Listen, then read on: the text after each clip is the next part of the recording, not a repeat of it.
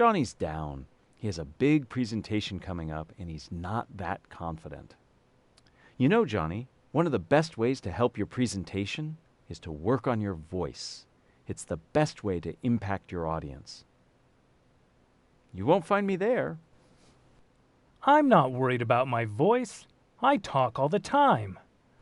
You're right. I've heard you. But like most folks, you don't often speak uninterrupted for long periods of time, like you'll be doing for your upcoming presentation.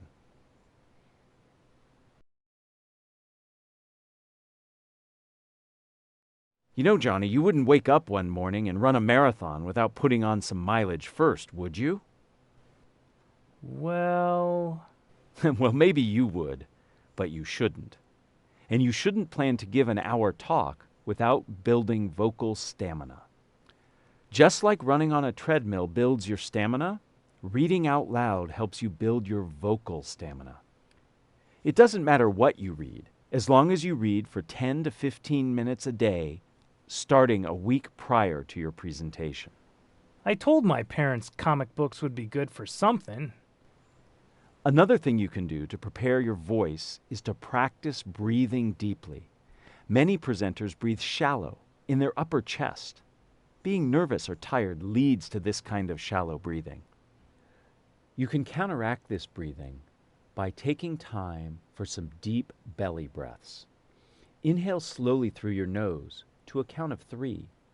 Hold your breath low in your abdomen, then release to the same slow count.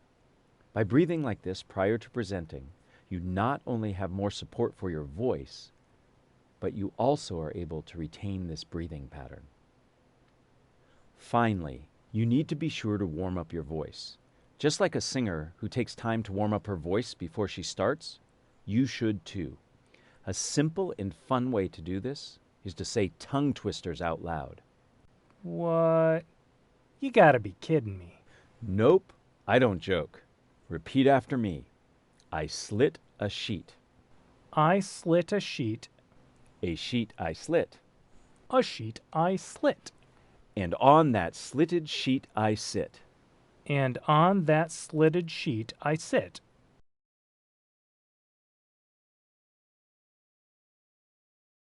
This is your voice. This is your vocal variation. Any questions? Yeah, who cares? Well, you should. Of course. Voices that are monotonous and don't vary in their rate are seen as boring and disengaging. Plus, without variety, your audience will rapidly habituate. When presenting, be sure to include emotive words. Huh. What do you mean by motive? Emotive. Words like exciting, happy, challenging. We tend to say these words to reflect their meaning, which means we vary our voice. You wouldn't say, I'm very excited about the challenges that lie ahead.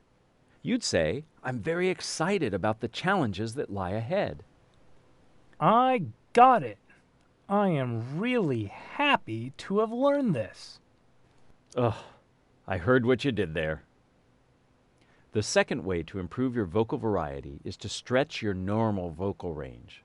This is most easily done by reading out loud. But not just anything. You need to read something that is emotive. Try poetry or children's books. These writings are meant to be read in an expressive way. It's like when you want to build muscles. You go to the gym and lift weights that are slightly heavier than you're comfortable lifting. This builds muscles. The same is true with your voice.